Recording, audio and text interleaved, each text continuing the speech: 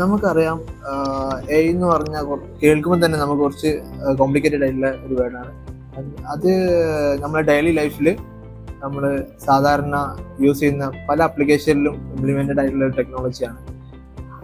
ഇപ്പോൾ എക്സാമ്പിൾ പറയുകയാണെങ്കിൽ, ഒരു ഫോൺ അൺലോക്ക് ചെയ്യുന്ന ടൈമിൽ ഫേസ് റെക്കഗ്നിഷൻ, അതുപോലെ personalised movie recommendation on Netflix, ഇതുപോലെ ഒരു സുപരിചിതമായുള്ള ഒരു ടെക്നോളജിയാണ് AI. അപ്പോൾ ഈ സെഷനിൽ ഞാൻ കൂടുതലും ഒരു ഓവർവ്യൂ, AIനെ കുറിച്ചൊരു ഓവർവ്യൂ പറയും. അതിനുശേഷം ഡിഫറെൻറ്റ് ടൈപ്സ് ഓഫ് AIനെ കുറിച്ച് പറയും. അത് കഴിഞ്ഞിട്ട് ഫ്യൂച്ചറിൽ ഇതെന്താ ഇമ്പാക്റ്റ് ഉണ്ടാക്കുന്നതിനെ കുറിച്ച് പറയും. അപ്പോൾ നമുക്ക് സെഷനിലേക്ക് കിടക്കാം. അപ്പോൾ AI എന്ന് പറഞ്ഞാൽ മെയിനായിട്ട് ഹ്യൂമൻസിൻ്റെ എബിലിറ്റി, ഇപ്പോൾ തിങ്ക് ചെയ്യുന്ന എബിലിറ്റി, ആക്ട് ചെയ്യുന്ന എബിലിറ്റി, അതിനെ മെഷീൻസിന് പഠിപ്പിച്ചു കൊടുക്കുന്ന ഒരു ടെക്നോളജിയാണ് AI. അപ്പോൾ ഇതിനെ ക്രിയേറ്റ് ചെയ്യുന്ന ഒരു സിസ്റ്റം ഉണ്ട്. ഡാറ്റ വെച്ചിട്ടാണ് ഇതിനെ ക്രിയേറ്റ് ചെയ്യുക. അപ്പോൾ അതിൻ്റെ ഇപ്പോൾ ഡിസിഷൻ മേക്ക് ചെയ്യുകയാണെങ്കിലും പ്രോബ്ലം സോൾവ് ചെയ്യുന്നതാണെങ്കിലും, അങ്ങനെ ഈവൻ ഒരു പുതിയ ഒരു സിസ്റ്റത്തിലേക്ക് അഡാപ്റ്റ് ആകുന്നൊരു രീതിയിലാണെങ്കിലും ഈ ടെക്നോളജി നമ്മൾ യൂസ് ചെയ്യുന്നുണ്ട്. അപ്പോൾ നേരത്തെ പറഞ്ഞ പോലെ തന്നെ ഫേസ് റെക്കഗ്നിഷൻ ആണ് മെയിൻലി നമ്മൾ സുപരിചിതമായുള്ള ഒരു രീതി. പിന്നെ അണ്ടർസ്റ്റാൻഡിങ് ദ വോയിസുകൾ മനസ്സിലാക്കുന്ന രീതി. അതുപോലെ തന്നെ നമ്മൾ നെറ്റ്ഫ്ലിക്സിൽ ഫിലിം കാണുന്ന സമയത്ത് മുൻപ് കണ്ട ഫിലിംസിൻ്റെ ഡാറ്റാസ് വെച്ചിട്ട് നമുക്ക് ഇൻട്രസ്റ്റ് ഉള്ള രീതിയിലുള്ള ഫിലിംസിനെ നമുക്ക് റെക്കമെൻഡ് ചെയ്യാം, പ്രിഡിക്റ്റ് ചെയ്യാം. ആ രീതിയിൽ AIൻ്റെ ഒരു ഇതാണ്, എക്സാമ്പിളാണ്. അപ്പോൾ നെക്സ്റ്റ് പറയുകയാണെങ്കിൽ types of AI. Types of AI എന്ന് പറഞ്ഞാൽ നാരോ AI. ഇത് ഡിവൈഡ് ചെയ്തിട്ടുള്ളത് ഹ്യൂമൻസിനെ കമ്പയർ ചെയ്തിട്ടാണ്. അപ്പോൾ നാരോ AI എന്ന് പറഞ്ഞാൽ മെയിൻലി ഒരു സ്പെസിഫിക് ആയിട്ടുള്ള ടാസ്കുകൾ സോൾവ് ചെയ്യാൻ വേണ്ടിയിട്ട് യൂസ് ചെയ്യുന്നൊരു AI ആണ്. ഇപ്പോൾ കറൻ്റ്ലി നമ്മൾ യൂസ് ചെയ്യുന്നതും അതാണ്. അതിലുള്ളതാണ് എക്സാമ്പിളാണ് ഗൂഗിൾ മാപ്സിലെ നാവിഗേഷൻസ്, നെറ്റ്ഫ്ലിക്സിലെ റെക്കമെൻഡേഷൻ, സിരീസ് ആൻഡ് അലക്സ പോലെ വോയിസ് അസിസ്റ്റൻസ് ആയിട്ടുള്ള ആപ്ലിക്കേഷൻസ് ഒക്കെ. അപ്പോൾ ഇതിൻ്റെ ഈ പർപ്പസ് വിട്ടിട്ട് ഇതിന് ചെയ്യാൻ പറ്റില്ല. അതാണ് ഇതിൻ്റെ ഒരു വീക്ക് പോയിന്റ്. അപ്പോൾ സ്ട്രോങ് AI എന്ന് പറയുമ്പോൾ ജനറൽ AI. അപ്പോൾ ഈ AIക്ക് ഇപ്പം നിലവിൽ എക്സിസ്റ്റ് അല്ല. നമ്മൾ കറൻ്റ്ലി ഇതിലാണ് വർക്ക് ചെയ്തുകൊണ്ടിരിക്കുന്നത്. ഇത് ഹ്യൂമൻസിൻ്റെ എക്സാക്ട് സെയിം ഓഫ് ഹ്യൂമൻസിൻ്റെ അതേ എബിലിറ്റി, തിങ്ക് ചെയ്യുക, ലേൺ ചെയ്യുക, ഡിസിഷൻ മേക്ക് ചെയ്യുക, അങ്ങനത്തെ രീതികൾക്കാണ് ഈ സ്ട്രോങ് AIൻ്റെ റോൾ വരുന്നത്. അപ്പോൾ ഇതിൽ തന്നെ ഇപ്പോൾ എക്സാമ്പിൾ പറയുകയാണെങ്കിൽ, ഒരു റോബോട്ടിന് ഇപ്പോൾ നമ്മളെ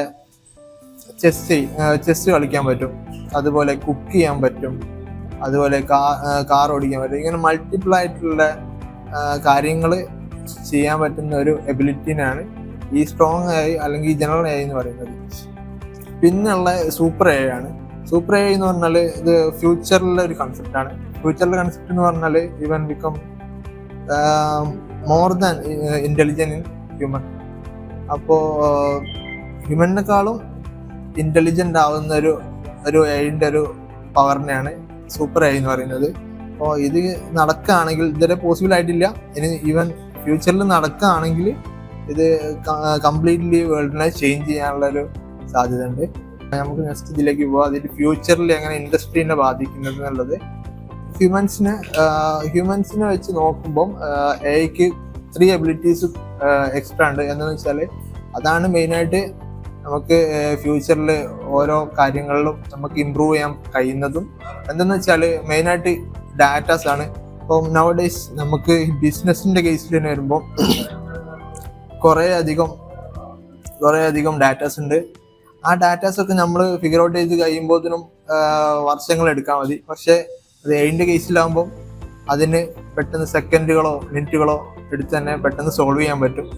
ഇപ്പോൾ എക്സാമ്പിൾ പറയുകയാണെങ്കിൽ, ഇനി ഹെൽത്ത് കെയറിലാണെങ്കിൽ നമുക്ക് എക്സ്റേസിൻ്റെ ഒരു 100,000 ഓഫ് എക്സ്റേ സ്കോപ്പ് ഉണ്ട്. പക്ഷെ അത് നമ്മൾ ഡിസീസ് ഡിറ്റക്ട് ചെയ്യണമെങ്കിൽ ഡോക്ടേഴ്സിനേക്കാളും മുന്നേ ഈ AI നമുക്ക് അത് ഫിഗർ ഔട്ട് ചെയ്തിരും.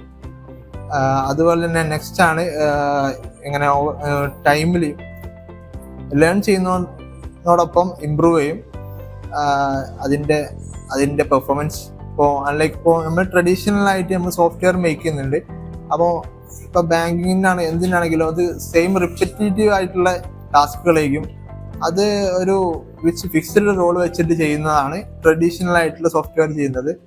അല്ലാതെ ചെയ്യുന്ന സ്മാർട്ടായിട്ട് ചെയ്യുന്ന രീതിയാണ് AI. അത് ഓരോ ടൈമിലും അതിൻ്റെ പാറ്റേൺസ് ലേൺ ചെയ്തിട്ട് അതിനെ ഡിഫറെൻറ്റ് ടൈപ്പ് ഓഫ് അപ്പിയർ ചെയ്ത് അതിനെ കുറച്ചുകൂടി ഈസി മെത്തേഡ് പോലെ സോൾവ് ചെയ്യാം, കുറച്ചുകൂടി സ്പീഡ് കൂട്ടാം, അങ്ങനത്തെ രീതിയിലേക്കായിരിക്കും അത് ചെയ്യാം.